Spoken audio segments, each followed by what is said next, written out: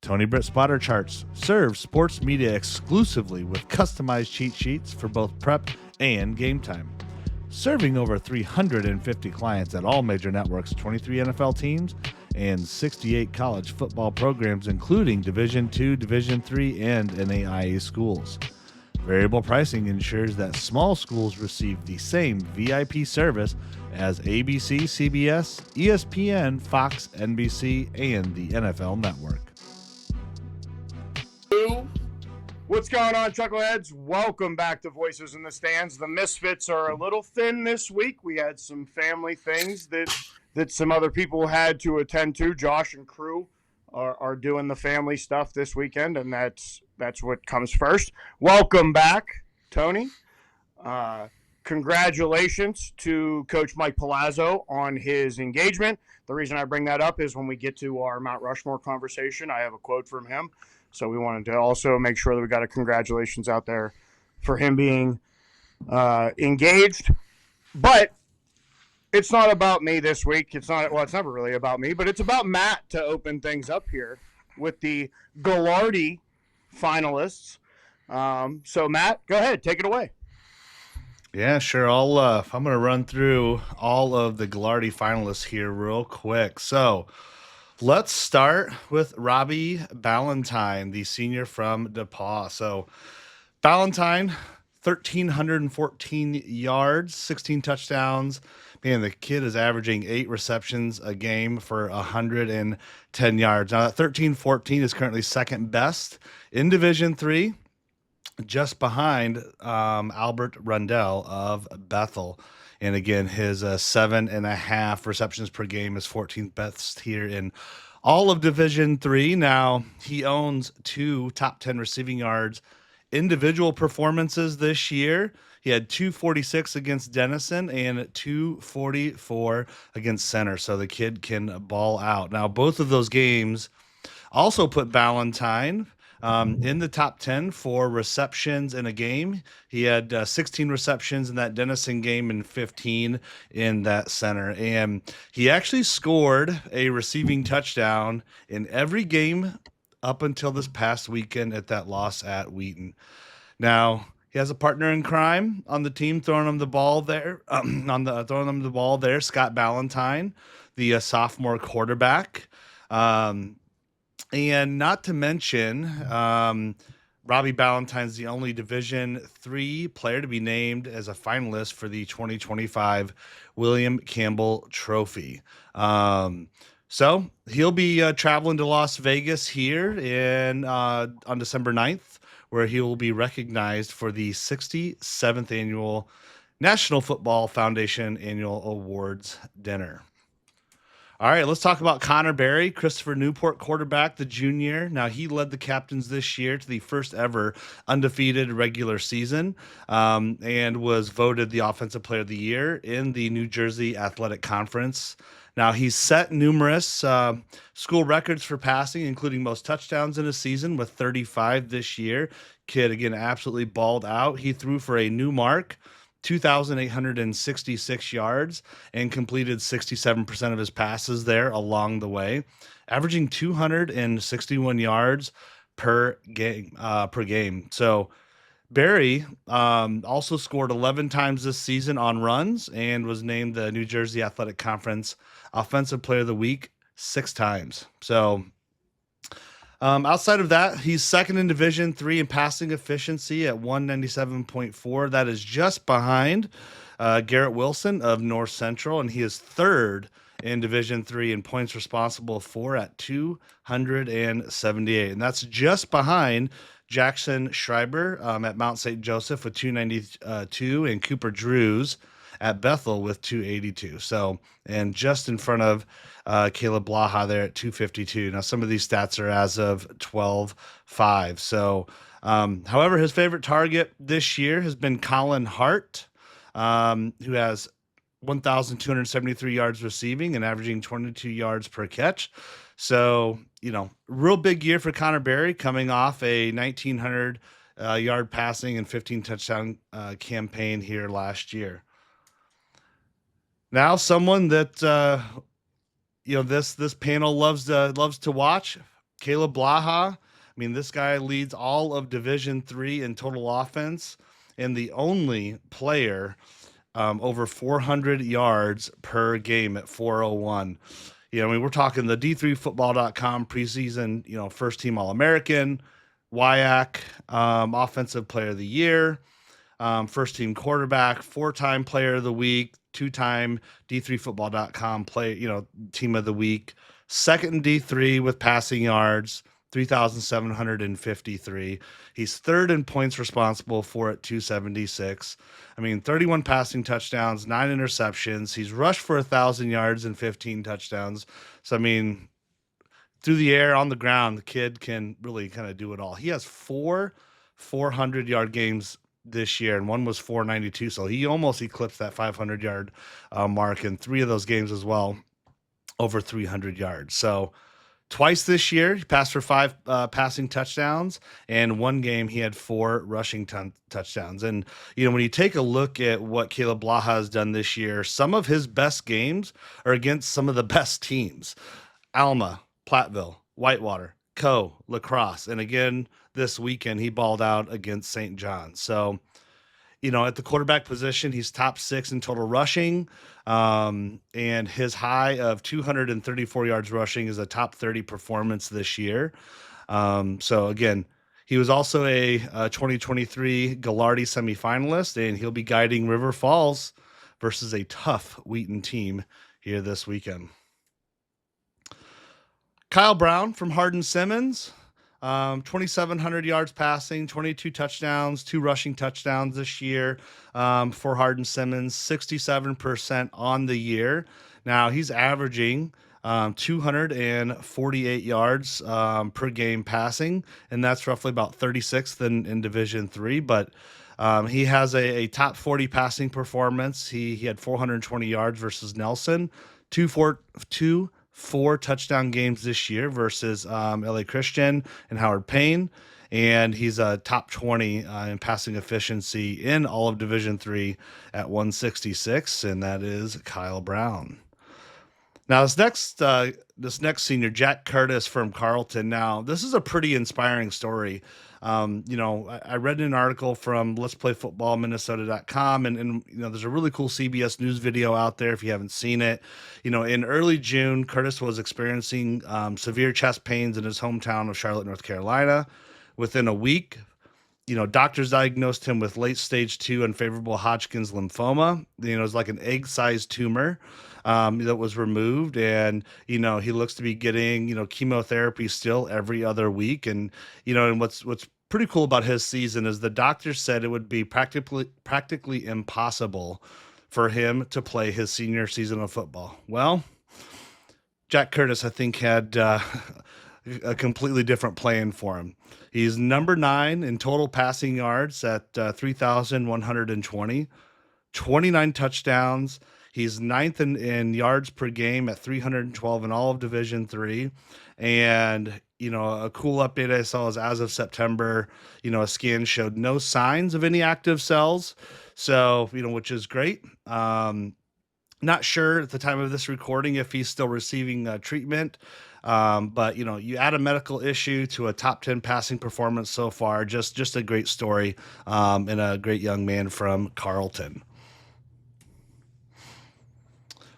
All right, let's move over to Josh Ehrlich from Susquehanna. Now, twice he was named Landmark Offensive Athlete of the Week, Landmark Conference First Team, over 2,600 yards passing this year, 32 touchdowns, and just 2 interceptions. That's a 16-to-1 ratio and 69 completion percentage this year. So he's also rushed for 773 yards on the ground with 7 touchdowns.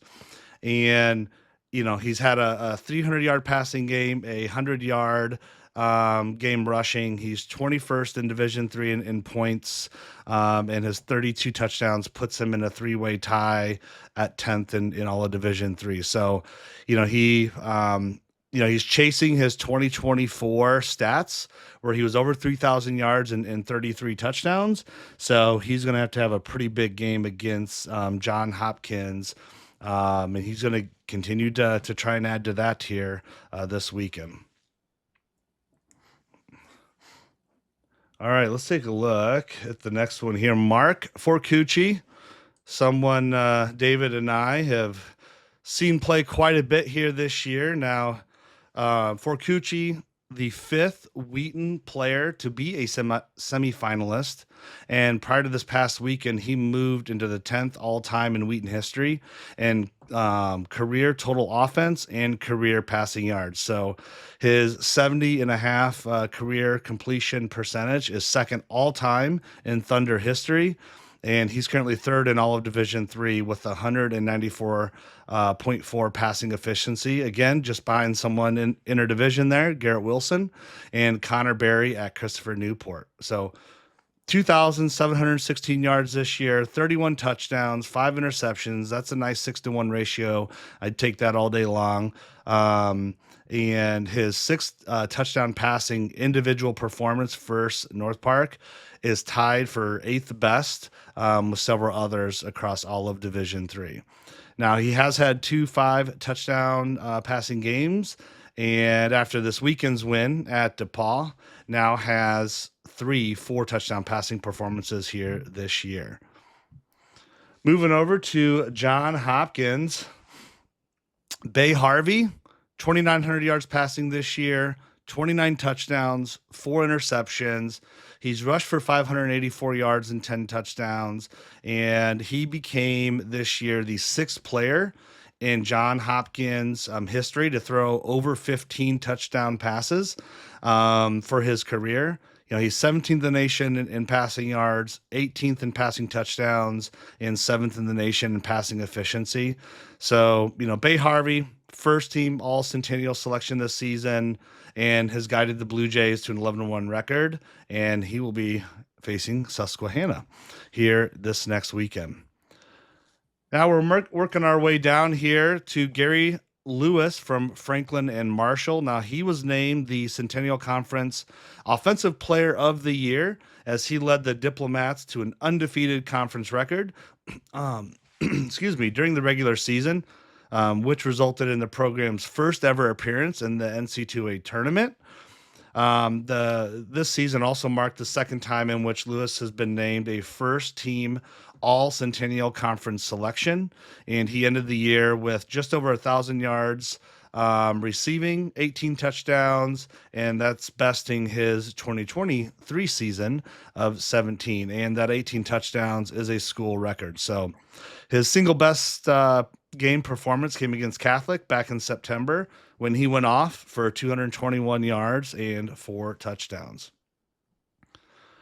All right, well, the next guy, someone I know Carlo throwing his hands up there. I see him there off screen. Monty Quinn, the running back from Curry. So for the second straight year, Monty Quinn has been named as a semifinalist here for the Gagliardi Trophy.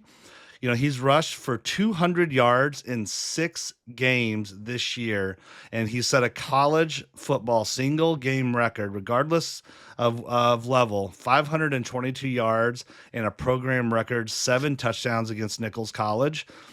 He ended the year with over 2,400 rushing yards, 27 touchdowns. I mean, the guy averaged 9.8 yards per rush. The 2,400 yards is 700 yards more than the second best in Division III, and his 220-yard performance per game average is 70 yards better than the second person in that number 2 spot. So he also leads the country in all-purpose yards of 232.5 yards. So again, Monty Quinn, running back, going off again here this year. So hell of a performance from that young man. Albert Rundell, the wide receiver from Bethel. Now he is number 1 in Division III for receiving yards on the season, 1,551. He's also first in the country in receiving yards per game. And at He is also number 3 in receptions per game at 9.3. So his MIAC record, 21 receptions and 5 touchdown grabs against highlighted the Royals in their 49-7 victory over Carleton back in November. And the 21 catches also surpassed the previous school record of 16 that was accomplished 2 other times. So it was almost the most from a MIAC player from 2018. The 5 touchdown grabs beat out the school record, and tied the MIAC record that occurred on 2 other occasions. So, Rundell finished that game with 214 yards receiving, and he's going to be going up against a talented defensive secondary next week in North Central. So that'll be a fun one against Romarian Roby and Albert Rundell. So let's jump over to John Carroll. Nick Semtefelter, just the 3rd blue streak in program history to be up for the award. He's led John Carroll in back-to-back playoff appearances. Currently at 3,060 passing yards, 31 touchdowns, 3 interceptions. That's a 10-to-1 ratio, 3 rushing touchdowns, and that 31 touchdowns ties Tom Arce, 31 touchdowns back from 2000 for John Carroll. His 79% completion rate is best in all of Division III, and nobody in the history has been 80% or above, so he is pretty darn close. He's 6th in the nation in passing efficiency and the first team All North Coast Athletic Conference selection. He's a semifinalist as well for the National Football Foundation's 2025 Campbell Trophy. So again, a great year from there. Now, next person, I guess I got to talk about him. Thomas Skokna from North Central. I mean, this is crazy. This is a crazy stat. So for an 8th straight season, a North Central football student athlete has been named a semifinalist.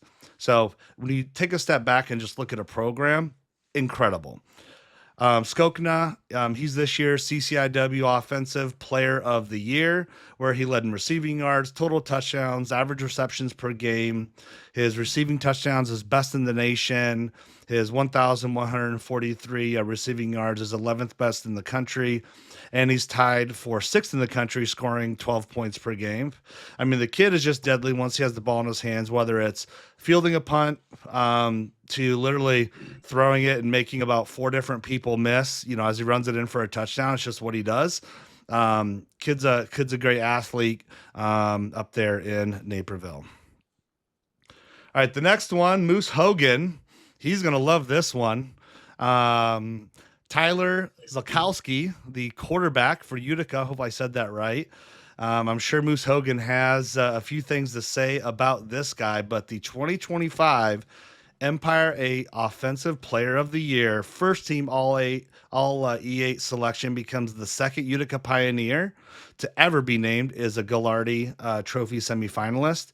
Now, he has a host of broken single-season program records, 285 completions, 3,638 passing yards, 33 passing touchdowns. He's just under 68% completion rate. He's at almost a 163 passing efficiency, and his passing yards per game this year, just about 331. So again, the Pioneers there will be graduating one heck of a quarterback. And lastly, to round things out here, Eddie Williams, the senior running back from Alma. So the Scots all-time leading rusher and scorer. Now, Williams, he's wrapped up his record-setting career, finishing just under 4,000 yards, 3,967, 44 rushing touchdowns, 326 points. I mean, all of these are program records there for the Scots there at Alma. His senior season was his best. Program record, 1,485 yards, 21 touchdowns.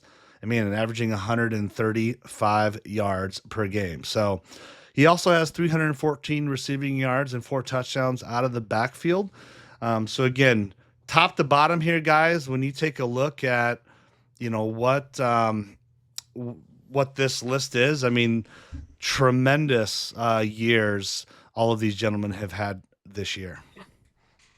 It's a tough pick for me between the guy that runs the Top Gun offense that I have heard Mikey talk about in the kid didn't play in the second half of this game. He didn't play in the second quarter of that game. He had a little bit of an injury bug and still did exactly what everybody said he was going to do. And the other guy is Monty Quinn. I mean, he's the 12th guy to make it to the 2000 yard club. He just really had himself one hell of a season. Um, but Skopna, on the other hand, it's really hard to not. It's really hard to not just look at what he does. I saw him in person. It's wow. But yeah, you talk about like Monty Quinn, awesome, great year that he had. I mean, it's hard for me unless you are, like a Caleb Blaha, you are just dominating so many different stats, or you're Robbie Ballantyne, you're dominating so many different stats. It's hard, unless you're number one or two, in one or more categories, it's hard for me to Mm-hmm. argue that you're the Gagliardi Trophy. But again, right? It's all of the things compiled, to what they've done this year, and regardless, all the men that hit the list just this year got to be super proud of themselves. The programs need to be super proud of what they've done this year. But unfortunately, there's only one winner, and um, we'll see what happens. Right. All right, David and Tony. Tony, welcome back.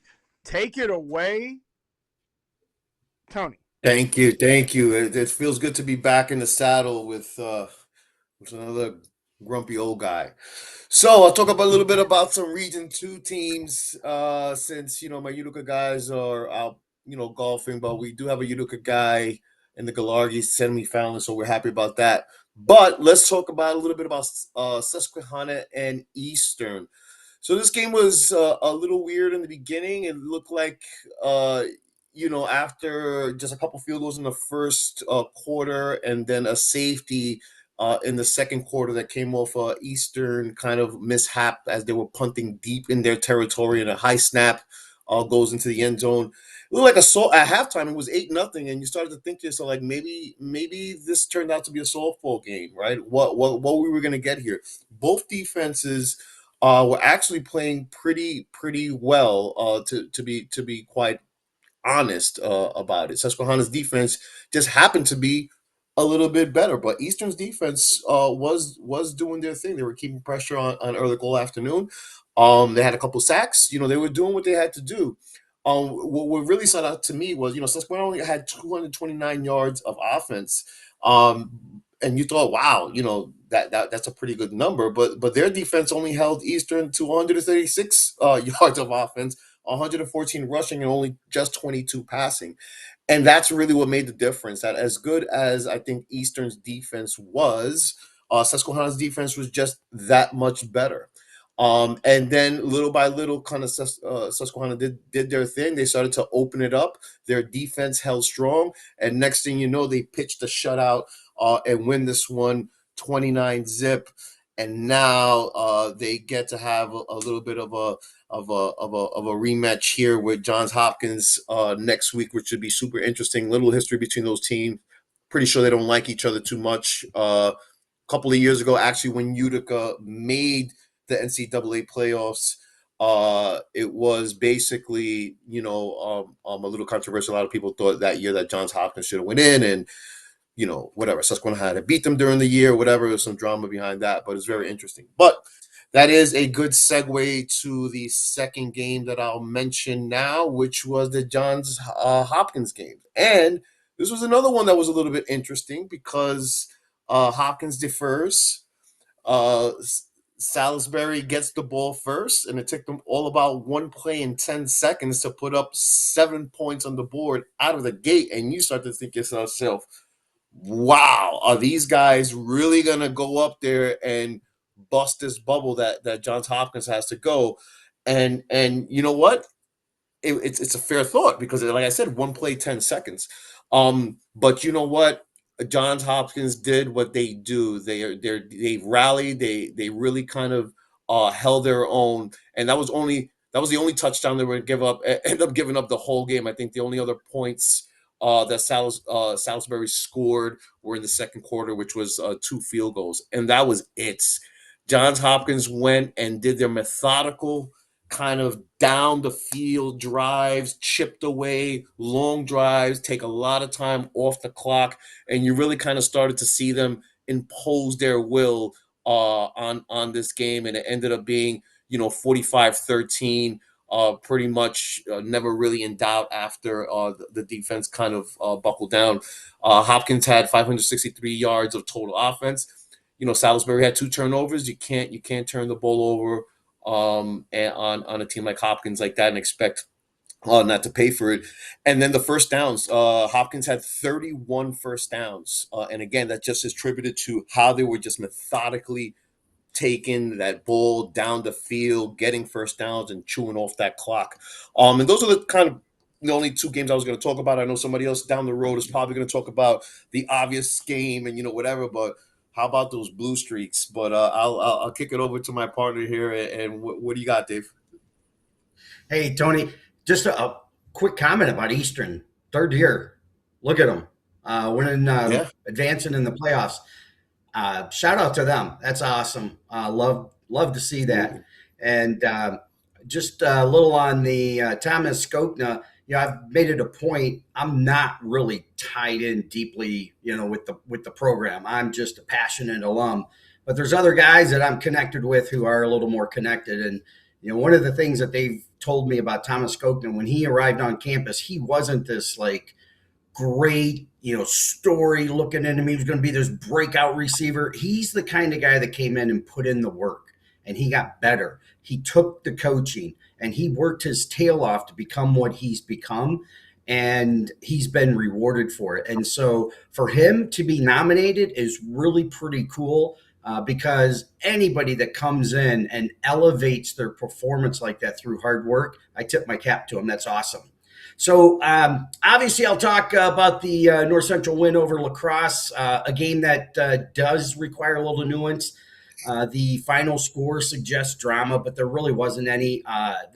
It was kind of a controlled sort of game. Stress tested, sure, but not really tested.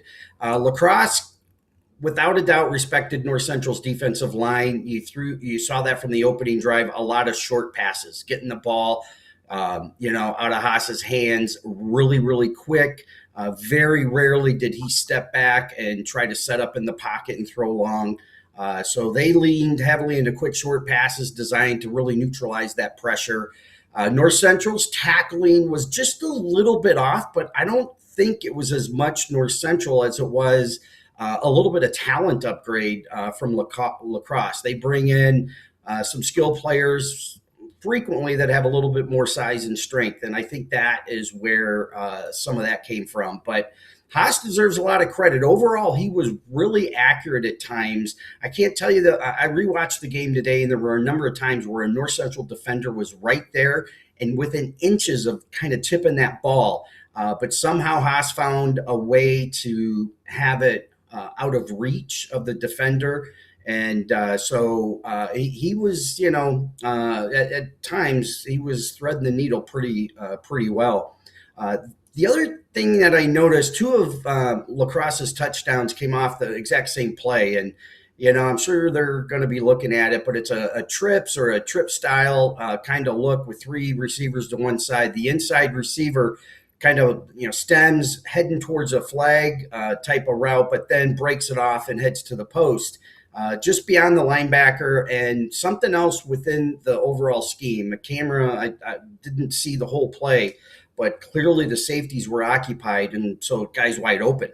And so a little bit of concern when we saw that. That was their first touchdown. We saw it again with their third touchdown, and we were like, hey, somebody needs to make an adjustment here. But I don't know that was really a broken coverage. I think it might have been just a weakness in the scheme, and Coach Spencer addressed that at the end of the game, and he talked about, you can't cover the whole field. There's always going to be some type of weakness.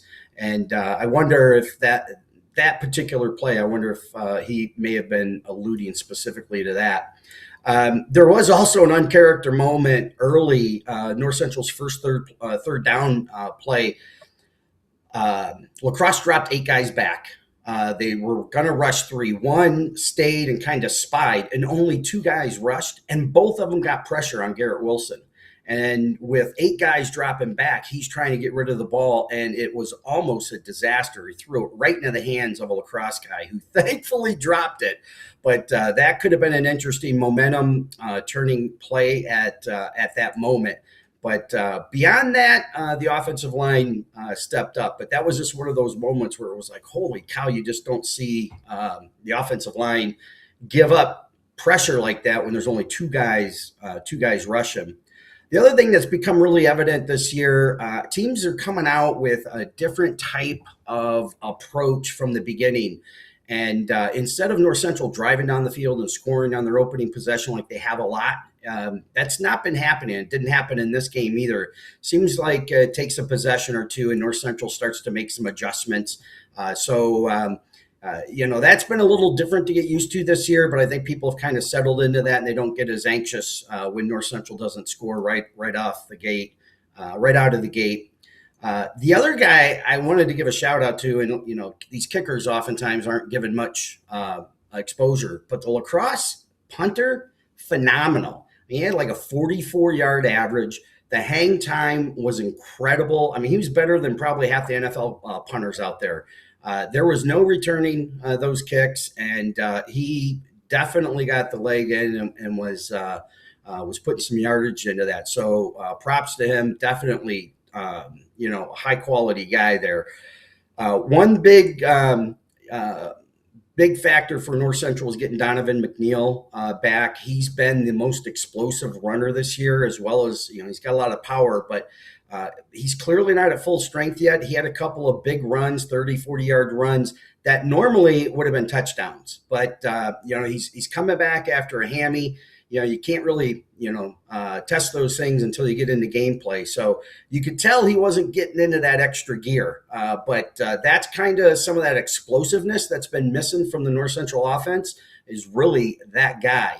So it's good to see him back. It looked like he didn't do any damage. So hopefully he's well on his way to returning to 100%. And then Tommy Skokna, he delivered one of his typical plays. This guy, he's just unbelievable when he gets the ball. So early second quarter, he catches a ball, he dips, he dives, do-si-dos, makes 2 guys miss, and then he tight ropes down the sideline, outrunning a 3rd guy. And I'm telling you, if Dancing with the Stars ever needs a football crossover, Skokna is their guy. It's just amazing. Love watching him. He's just so fun. I've talked about him in the past like that, but really is great. And then, early in the fourth quarter, North Central scored. So it's 35-14 in the beginning of the fourth quarter. And La Crosse attempted then, after North Central had scored, to try to start to throw the ball long. Didn't work. They immediately went 3 and out. And so after North Central got the ball, they flipped the field, pushed back La Crosse back down on their 12-yard line, and then they started going back to the short passes into the flats, and then they were able to work their way down the field again, and that was good ball control by them. That was their plan. They went back to it. They did pick up an interesting pass interference penalty. It was 2nd and 10. They were about the 40-yard line of North Central's. There had only been 2 penalties called the entire game. One was offsides that the refs couldn't ignore.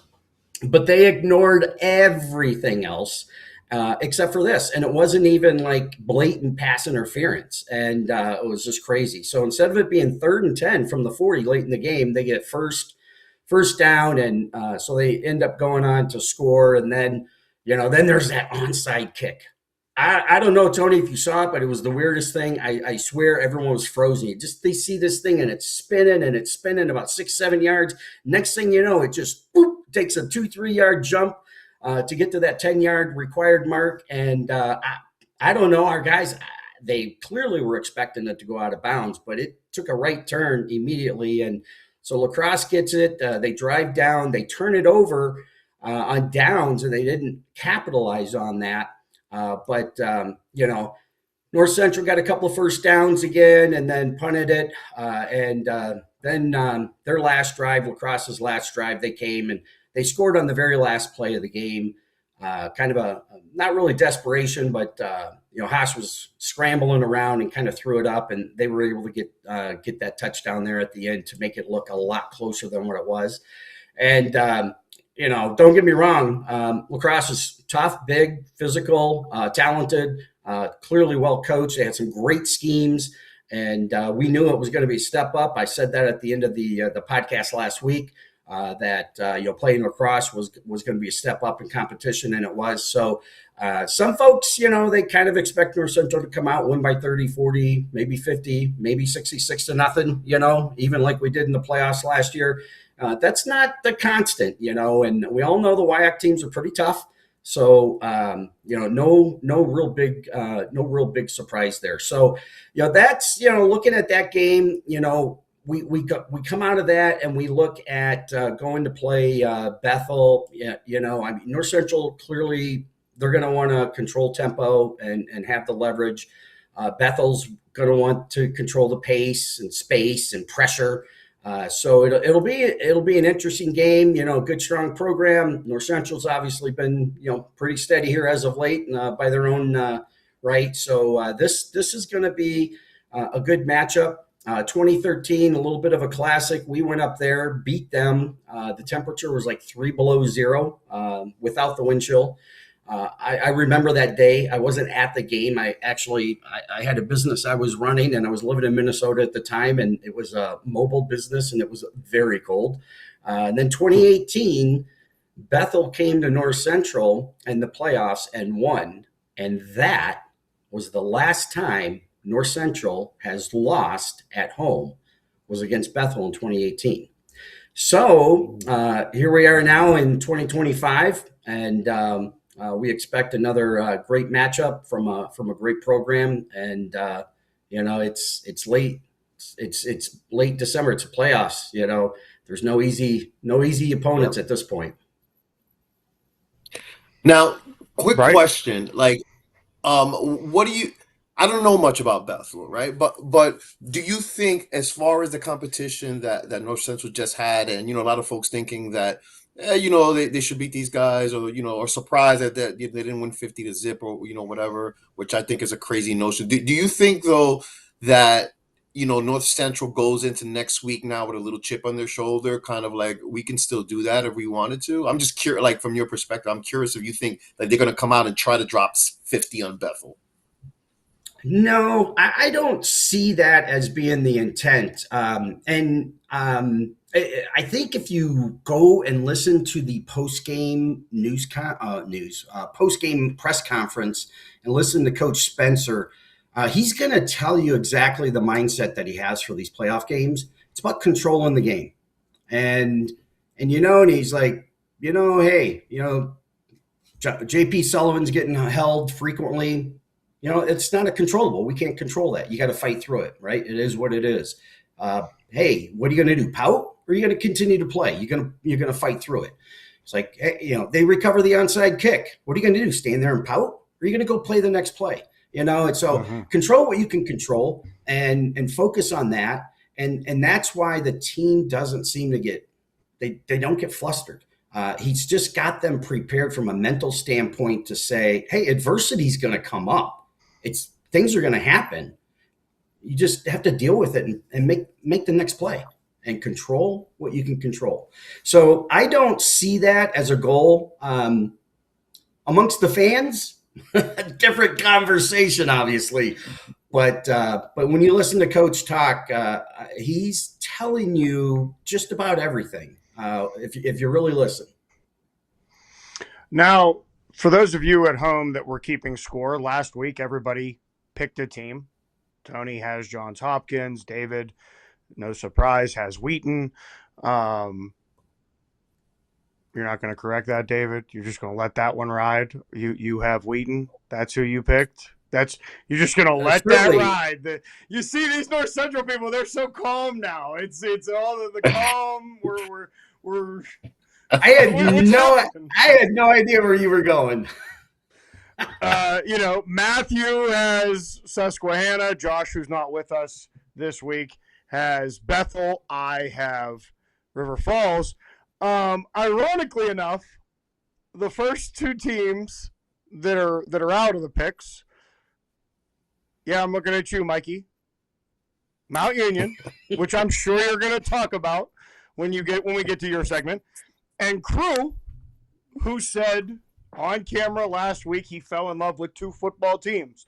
He fell in love with John Carroll. He fell in love with DePauw, but he really loved that DePauw team. DePauw is out, and Mount Union is out. I don't think any of us expected to say that this week. But before we get to Mikey's segment of covering the rest of those games, let's talk about the segment that I kind of put together here in the last 3 days. The Mount Rushmore of Division III, and we're going to do this in 3 separate segments. So this week we're going to do players.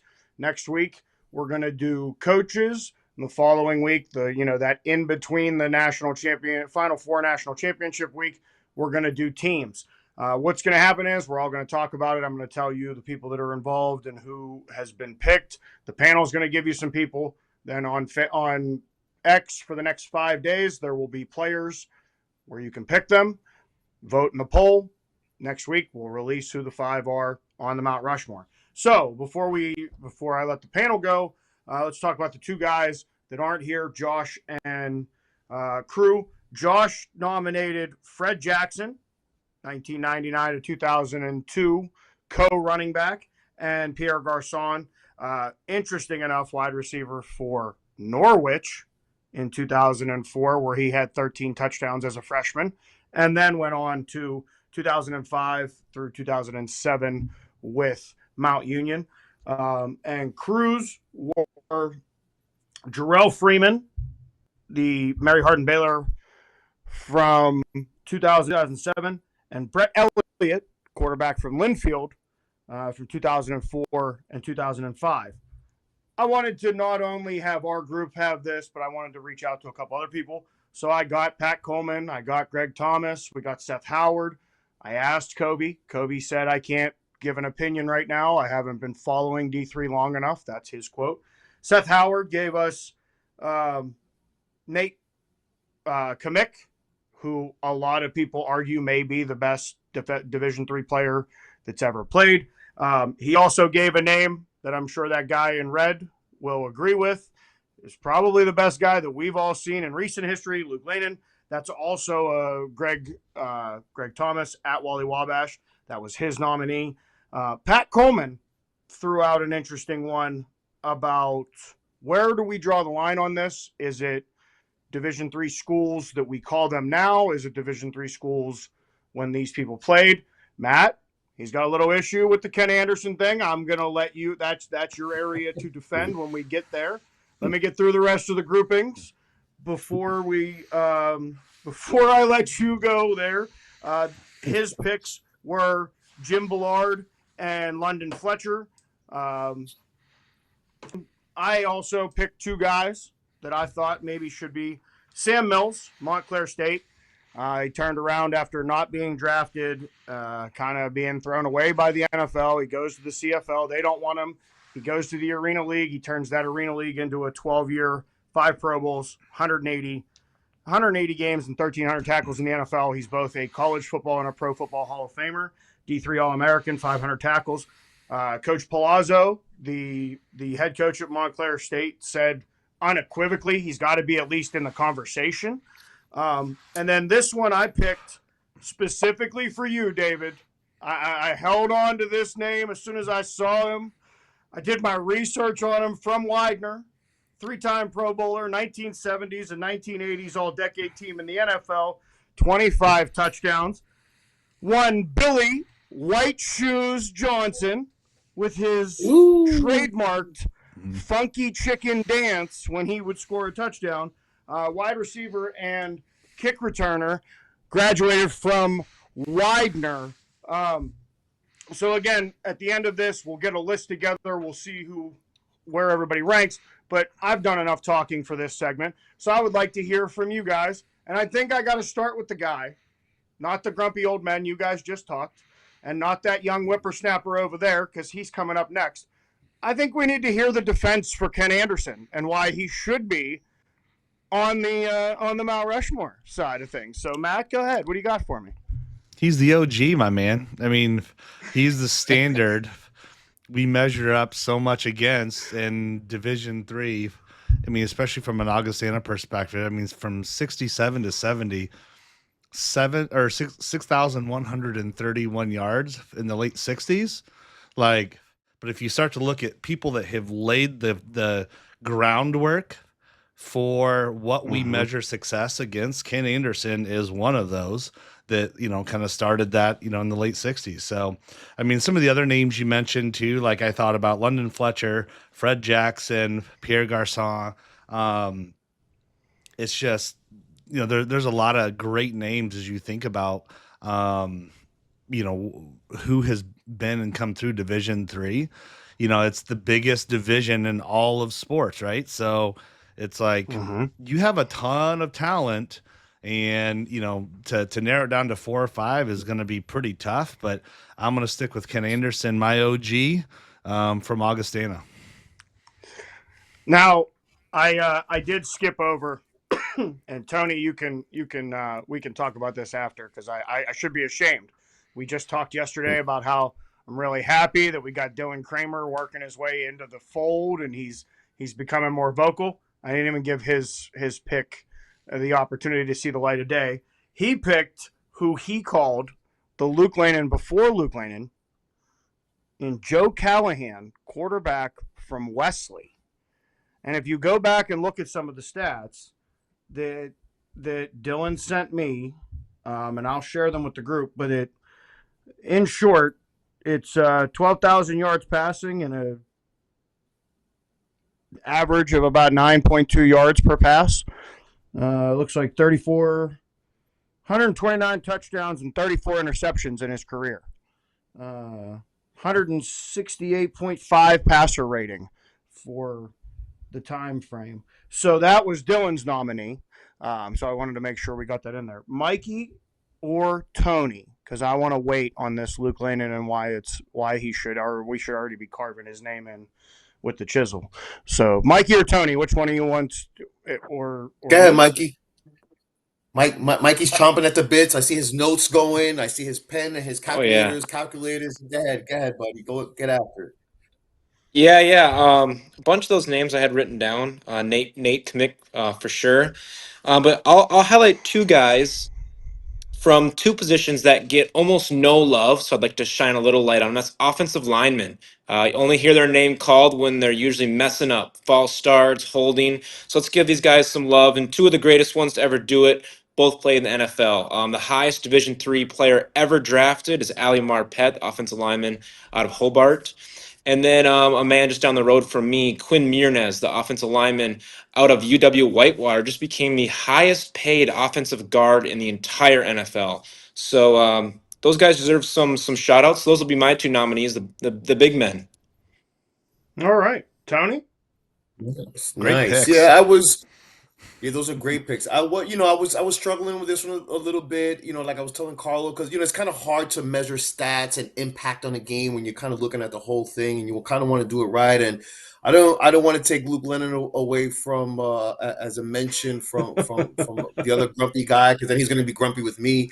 So I decided to kind of go. Although I do think like Luke Lennon, like the stuff that he's done is amazing, and how could you not even put him in that conversation? But I knew you're going to talk all about him, so I decided to kind of take like a current guy and like maybe a guy like from like the 90s. So my current guy pick, I think, is Monty Quinn. Just such an explosive player. Like we said before, 522 rushing yards, all NCAA across all of the divisions, kind of single game records. He just looks different on the field when he plays. It's almost like you're watching him play fast forward, and everyone else is like in a different speed. And I think that kid is going to go on and do great things. So I kind of was just like, you know what, I wanted to kind of throw a current guy in there for that reason. And then kind of a little bit of a throwback guy from the 90s, London Fletcher, from linebacker from John Carroll. Really probably, one of the best offenders, ever. 473 career tackles, 39 tackles for loss, 3 interceptions. Actually made it to the NFL, and I think played on the Super Bowl Rams team from '99, and actually then went on to get an NFL Ironman recognition for like 200 and something games or whatever it was, straight, in the NFL, and that's a D3 guy. So those are my 2 picks for the Mount Rushmore.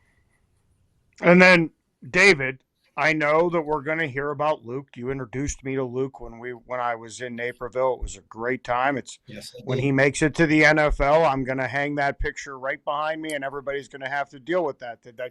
I know that guy, and I'm going to point to it every show. That being said, you also, before we started recording, we're talking about your time when you were playing, and the guy that you saw that was the fastest.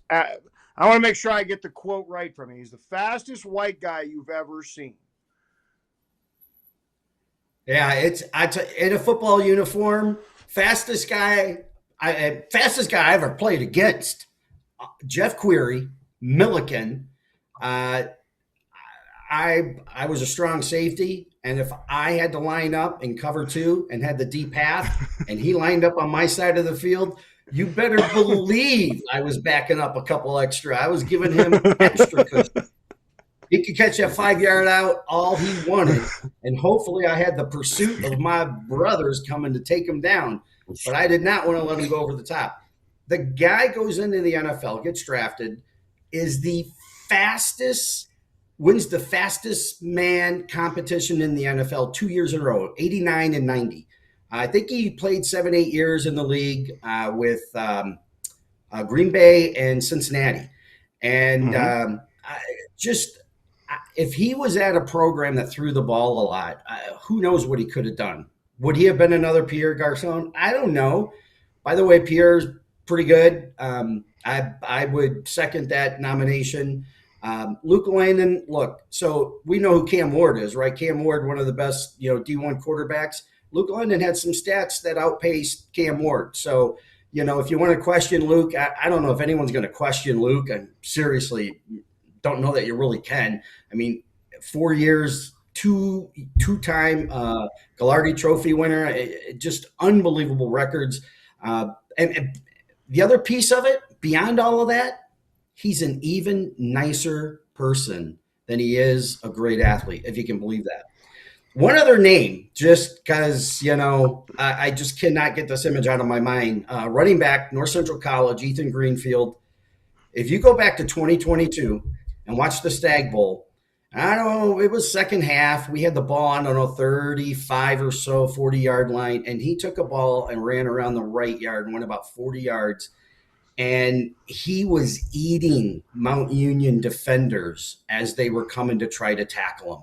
It was, I'll have to go back and find that clip and I'll send it to you guys, because it was just, as a kid growing up, I played a lot of running back and I loved Walter Payton, and see that, oh man, that play, I'm telling you, I will never forget it as long as I live. Ethan Greenfield, special mention there. Now, David, I got to tell you why, or what the reaction was. I'm rereading the message right now, and then I'm going to point out a fun fact for our friend Matt up there. But this also involves Matt. I texted Matt and I said, hey, here's the idea. And he asked me for current or for all time. And I said, all time, I think. What do you think? The exact text is David, period, Luke Lanin, period, next, period. So we were anticipating. Now, for those of you that may not know this, Matt played football back in his day, and had he not gone to Augustana, he had an opportunity to go to Co, and he would have possibly aligned with and played with Fred Jackson there. Yeah, my freshman year would have been his junior year. Co was a leading. I mean, they were top for me early on in the process. Mm-hmm. It was like Co, Drake, Wartburg, and Augie was actually kind of late to the game, and I was like, man, I was committing to Co. and then Augie came in kind of late and swooned Stole. me, stole me. But yeah, it would have been cool to it would have been cool to play with them, but again, like you said, it's so many great athletes, man. As you talk about, like Quinn Miners Right. that's a great pick. Like I was trying to think of non-skill players, phenomenal pick. So and it's interesting. So that was kind of Pat Coleman's second hang up as we were going back and forth about it was, I kind of want to find somebody on the other side of the ball. So it's not an offensive guy. And I kind of want to find somebody a little bit more modern. And the problem you run into is it's hard to get both of those qualifications when you're just looking at some of the offensive talent that has come through a lot of these programs. That being said, as I said at the beginning of the segment, what we're going to do is we're going to put these out there in polls. Basically, everybody, as we vote, we'll tabulate the numbers, and then we'll announce who our Voices Mount Rushmore is of players next week. Matt, did you have something? I was going to say it just spurred a thought. How we were talking about current and past. It's like almost taking a look at like all decade teams. Who's the team from the 90s? Who's the teams from the 80s? It'd be kind of interesting to look at that, separately for sure. Well, and that's something that we definitely could, look into. Maybe the grumpy old men could lead the way on that for their little. That could be the opening to their little whatever endeavor that they're going to go down. All right, Mikey, I'm sorry. I know the rest of us, we're babbling, we're dragging it on, we're not letting you get your time. I get it. Up and down bars, no weather reports. Tell me about everything else that happened in Division III this week. I know that you were on that Mount John Carroll game, so talk to me about it. Yeah, for sure. I had a chance to watch all 8 games this week. ESPN Plus was running really good. All the streams were really good this week again. I think Eastern had some issues early on, and they corrected them really quickly. So that was really good to see. So it was a great week. We've talked about 3 of the games pretty in depth here. I'll run you through the other 5. Got to start with John Carroll Mount Union. Quick shout out to my co-partner on D3 Spread Option, Cooper.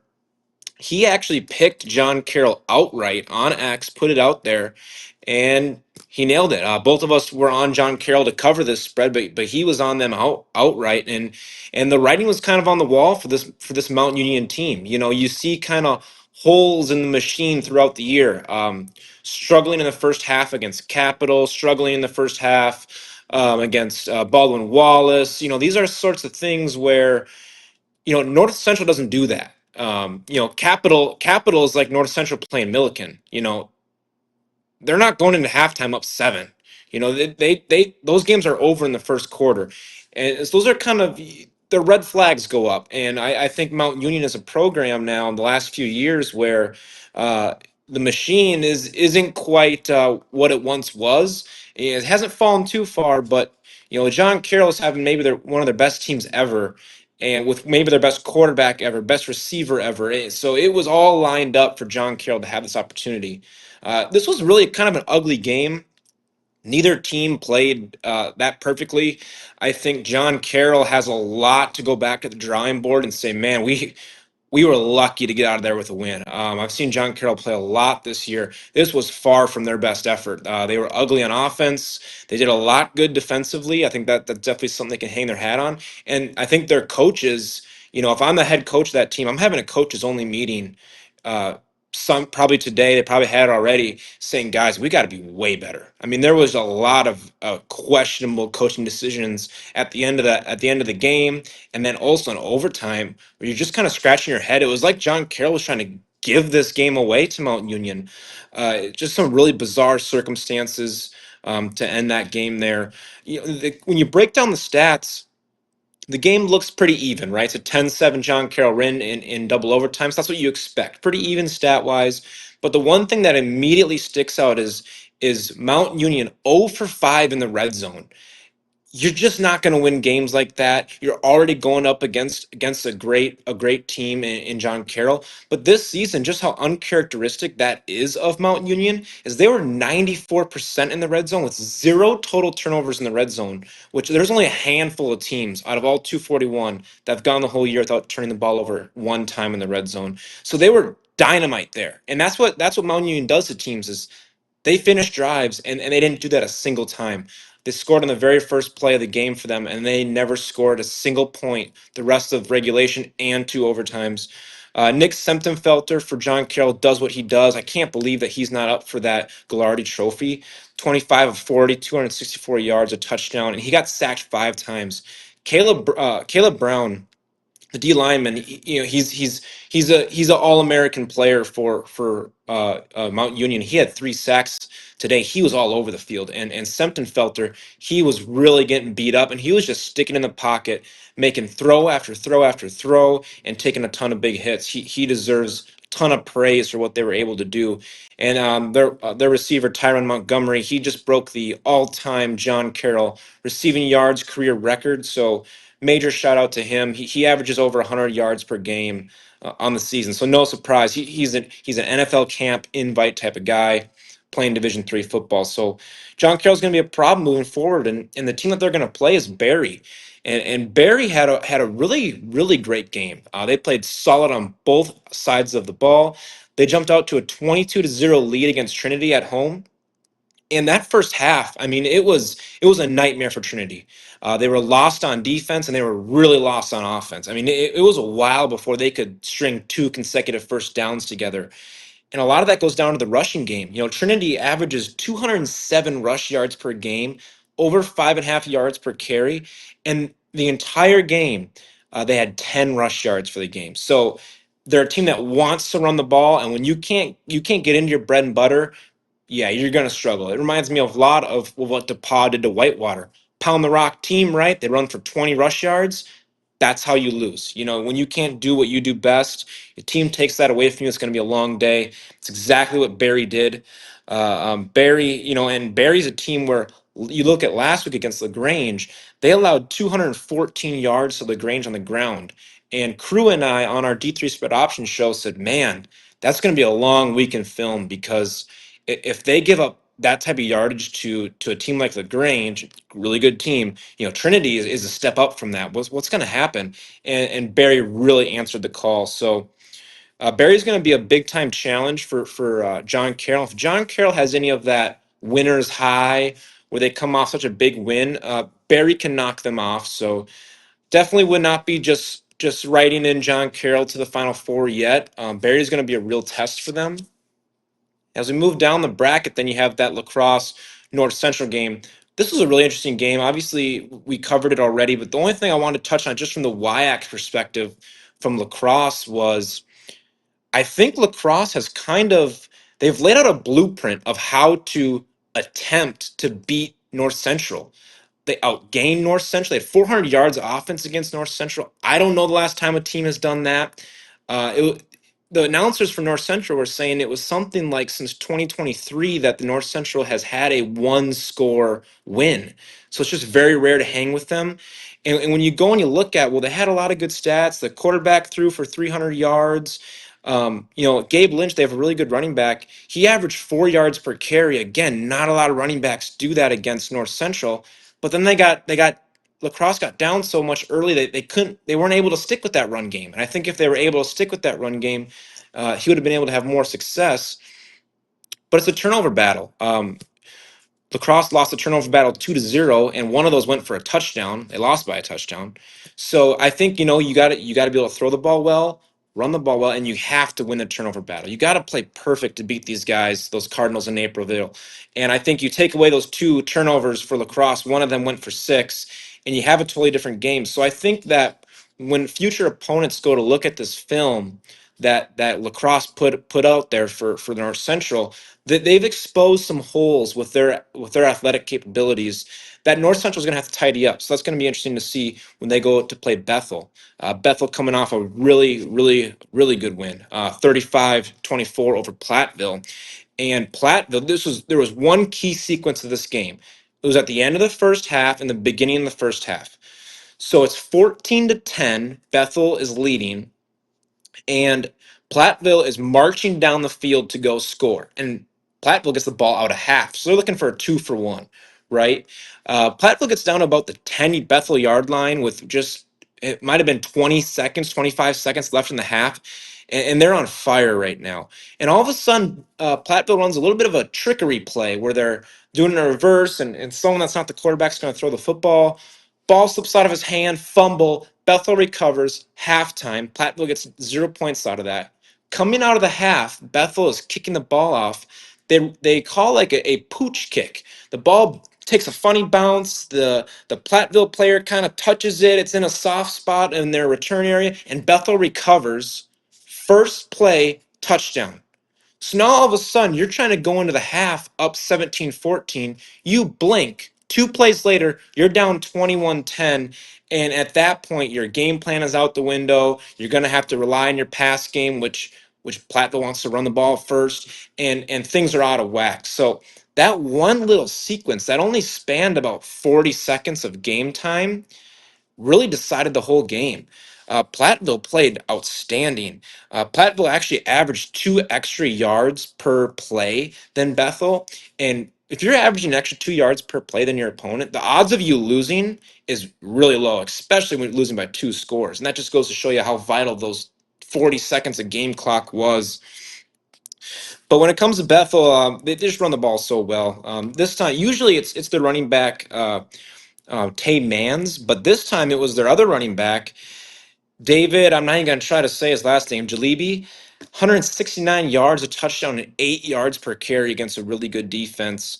And, when Bethel gets running the ball really well, it opens everything up for their offense. They run all these bizarre formations. I saw a formation on the goal line where they had 3 offensive linemen in the backfield as running backs. They'll run quads. They'll run 5 receivers to a side. They'll do motion. They do all this crazy stuff. But at the end of the day, they want to use all that as a disguise to open up running lanes for the running backs, get good numbers to certain sides. So whenever you're going to play Bethel, as North Central will this coming up this week, you have to be really disciplined in your count on defense, knowing formations. Hey, when they go to this crazy formation, we got to put a linebacker out there, leave a linebacker in, because they're just trying to gain an advantage on you number wise to be able to run that ball. And the pass game is all secondary off that for them.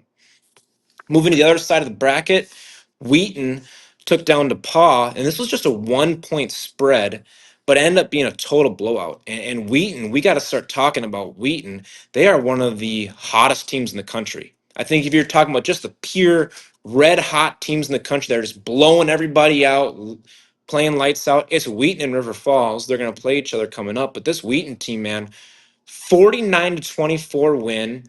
They're playing the number 1 rushing defense in DePauw, and they rushed for 190 yards and 5.4 yards per carry. When just a week prior, Whitewater could only manage a yard per carry and 20 total yards. Mark Furcucci had a great game, 16 for 27, 293 yards and 4 touchdowns.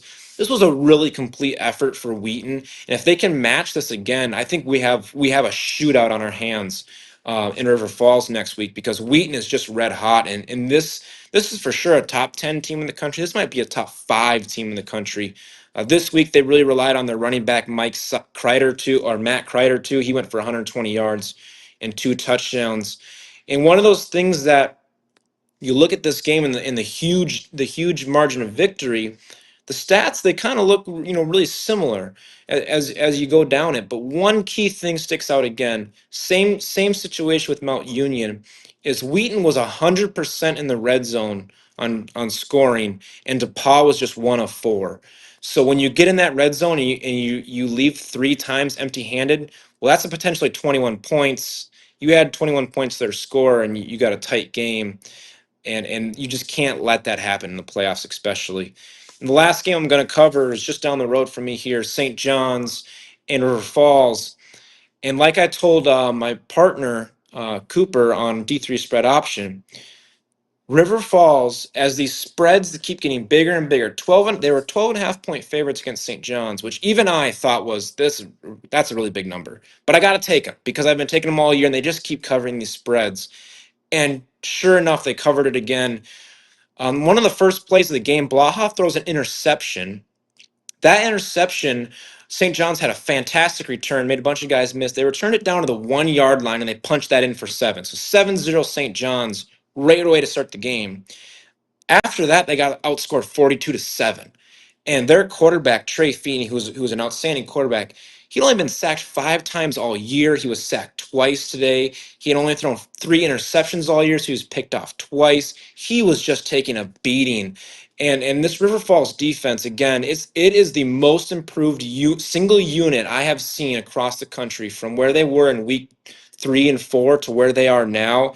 It's just night and day where you're talking about this is one of the best defenses in the country now, where you start the season, they were giving up 40 points in consecutive weeks to Alma and Co. And they haven't allowed more than 21 cents. And that's included some really good opponents like Whitewater and La Crosse. All these teams they've just completely shut down, and add St. John's to that list, which is one of the best offenses in the country coming into today. And River Falls had 29 first downs, and they outrushed. Looks like we're having a little technical difficulties with Mikey.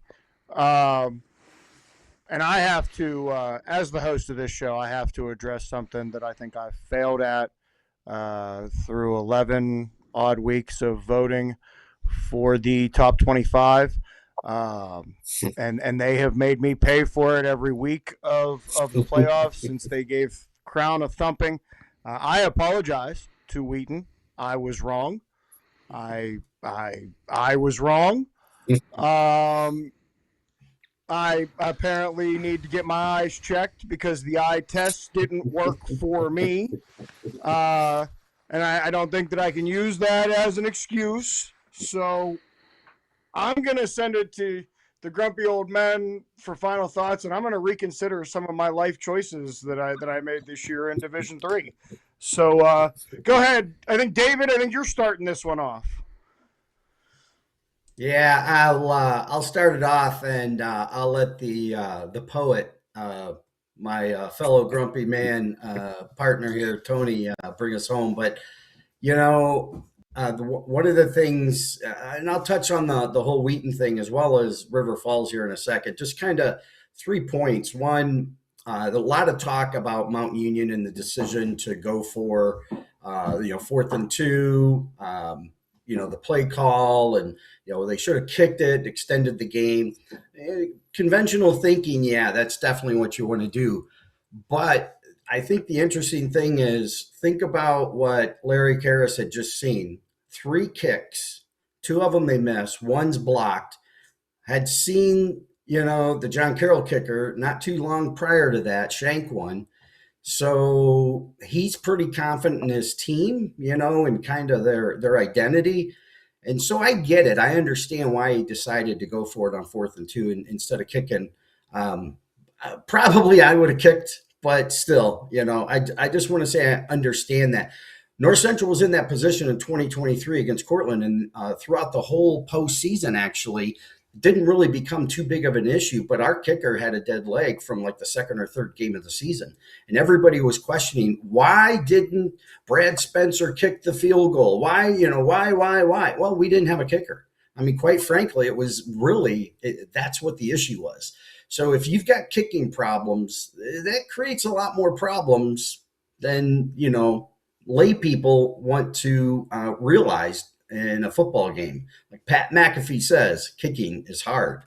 So one of the other things I just wanted to point out too, it's kind of how the, we talk a little bit about MPI and the bracketing, and we talk about how, there's really a lack of inter-conference and inter-regional games to really understand what the power rankings really look like across the country, right? And here we have an opportunity in the tournament to kind of break all that up and to get those matchups so that we can have a little better sense of how these conferences compare with each other, at least, the top of the conferences in the playoffs. And what do? Well, we just continue to feed the problem and we don't address it. So that's really disappointing. We've had several matchups. Will again this week, repeats of regular season games, and it's just really unfortunate. It'd be awesome to be able to spread that out. So I'm probably kicking a dead horse there, but the third point, my final point that I wanted to make here with final thoughts was it's this kind of this whole idea of people continue to throw River Falls under the bus and Wheaton also, because Wheaton got beat 35-0 by North Central. So, oh my gosh, they're horrible, right? And then, well, what about River Falls? I mean, Oshkosh, for crying out loud, beat them. Well, in this post-COVID era, the maturity on the teams is much less. You don't have those two senior classes. And so you're playing guys now, particularly this year, that have been buried on the depth chart and haven't had a lot of time. And it's important to understand that teams mature over the course of a season. And we probably have seen that more this year than we have in recent years, simply because the average age of the team is lower. The maturity, the experience levels are much lower. So I don't think we can, really pull too much of the week 1, week 2, week 3 results into, what we're seeing at the end of the season and going into the playoffs.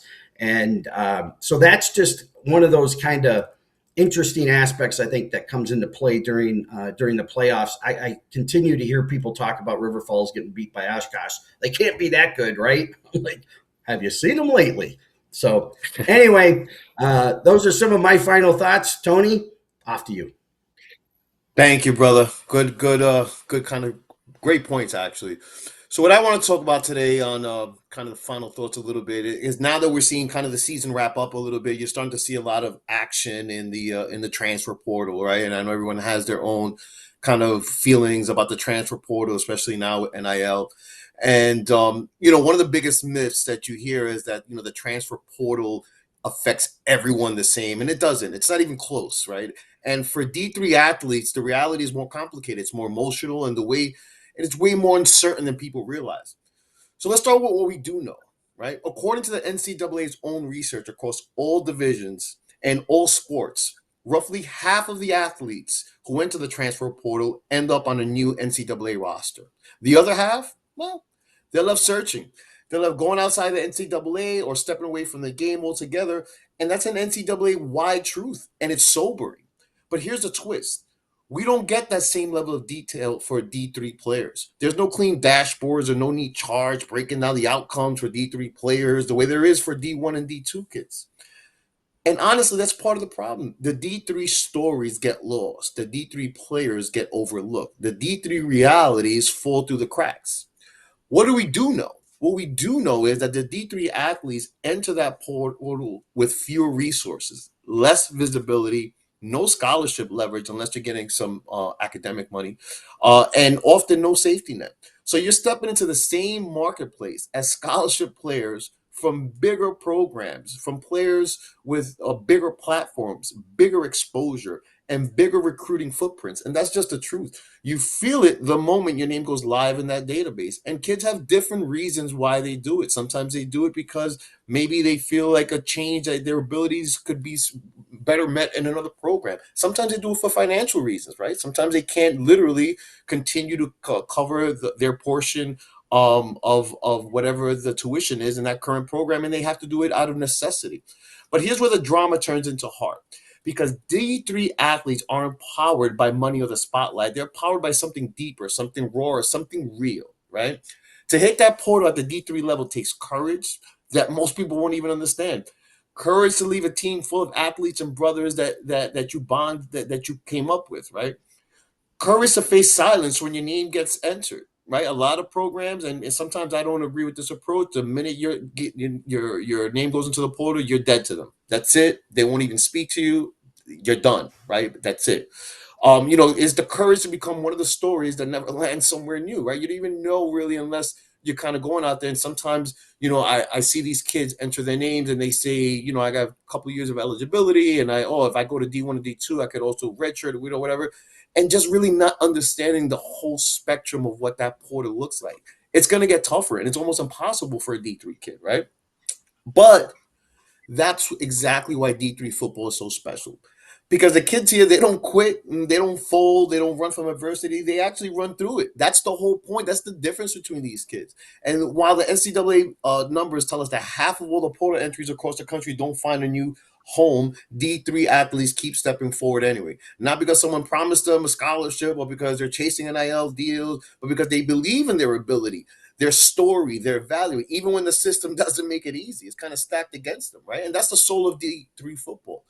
So if you're athlete out there and you're listening and you're kind of like wondering, should I stay? Should I transfer? Should I figure it out? Really, it's what matters is you. Your journey matters. Your effort matters. Your heart matters. And whatever you decide to go, that's the important part, whatever your decision is. So the numbers may not be in your favor. The attention may not be equal. The data may not even include you. But your fight is what makes D3 football one of the purest, one of the toughest, the most inspiring versions of the game. And, we'll keep talking about it, and we'll keep mentioning that D3 spirit, especially on this podcast. So, if you're out there, stay relentless, stay believing, and keep proving that D3 players don't just beat the odds, they find them. Amen, brother. Mikey, we lost you at the end of your segment, and I wanted to ask you if you'd be interested finishing up your thoughts. Where did you lose me at? Actually, Mikey, kiss my ass. Kiss my ass. We're done with you. We're done with you. I waited all show just to get you on that one. Matt, I couldn't help myself. I just couldn't. It was there for the taking. Walked into that one. It up to me by, Matt walked you right in the door because he said, well, Mikey he was finishing up his ideas. You want to give him the chance. And it just came to me. But now that I got it out and we both went 9-1 this week, or 7-1 this week, just so you know. So I think you earned that kiss my ass. But go ahead, finish your thoughts. Sorry, couldn't help it. Am I really good here, or? Yeah, you're good. You're good. Look, I'll even mute. Well, where did I freeze up? I wasn't quite sure. Was it at Wheaton? No, you got through you were at the tail end of your St. John's River Falls, I believe. Oh, okay, perfect. Yeah, I mean, I don't think I had too much more to add on St. John's River Falls. I was just talking about Caleb Blaha with his great day, 245 yards, passing, 3 touchdowns, and 106 rushing yards on the ground. He just keeps doing it against better and better opponents. It's kind of what Matt talked about during the Gagliardi segment. Competition increases, and Blaha just keeps performing there. They outgained St. John's by over 140 yards. This was just not a competition, a close game at all. I mean, it was over at halftime. And one thing that really stuck out to me was it seemed like St. John's really struggled with the schematics of the River Falls defense. They really struggled to figure out when they were in man and when they were in zone. And River Falls does a really good job at mixing those coverages up. They play a ton of cover 3 and cover 4. And it seemed like the quarterback, Trey Feeney of St. John's, who's always got a lightning fast release time. I mean, that ball is out of his hands. 1, 2, 3, gone. 1, 2, 3, gone. And he was just hitching, not sure what he was seeing, not sure of the right read. And River Falls' pressure was so good that you couldn't make those little and that was really the problem all game for St. John's. As soon as they would get going, they'd have a slight hiccup, and their whole drive was thrown off by a sack or an incompletion on 2nd and 7 that turns into a 3rd down, where they struggled all day on 3rd down. So those sorts of situations, Wheaton is going to have a better game plan going forward of how to deal with the variety of coverages that River Falls throws at people on defense, because this River Falls defense is just outstanding right now. And I think that is a great place Sorry, I had to do it to you, Mikey. Blame Matt. That was 100% his fault. He set you up. I'm just telling you, there was collusion that happened. It may have happened in my head, but it happened. Don't start but conspiracies now, damn it. We appreciate all of you that took the time, that take your time every week to spend with us, that take the time to listen to the D3 spread option. Hope the time this spring to listen to those two grumpy old men down there, a little about ball as we roll into spring ball and whatnot. But we appreciate you stopping by. If you enjoy what we do, make sure you hit the like button on YouTube. Make sure you leave us a comment both on X and or YouTube. We tend to respond because we like to talk to you guys. So join us up here in the nosebleeds with the Misfits. Grab yourself a libation and enjoy. We'll catch you next week, Chuckleheads.